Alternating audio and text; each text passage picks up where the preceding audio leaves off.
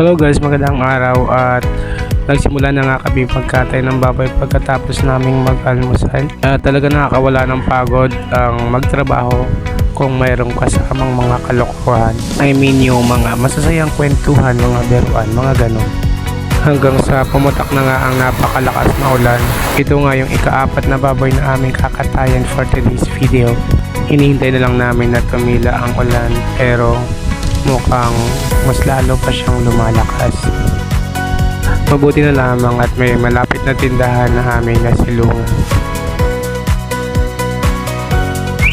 At nilalamig na rin yung aking mga kasama. At dahil nga guys walang sign ng pagtila ng ulan ay tuloy na lang ang pagkakatay ng baboy at nagpakabasa na lang ang aking ibang mga kasama.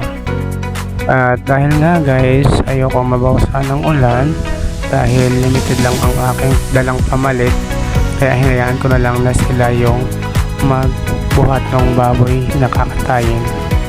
Bandang alas 2 naman guys ang hapon ay tumila na rin ng ulan at nakapag-ready na kami na maghalbos ng mga lulutuin namin mamayang gabi. Ito kasi sa mga strategy guys para hindi naman na under pressure yung mga magluluto. At itong aking tiyo Jose, napakatao sa bintak, napakatigas ng ulo, alam nang siya high blood, talagang binanatan ng bintak.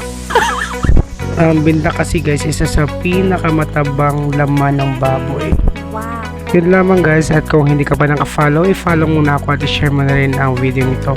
Maraming salamat, bye bye.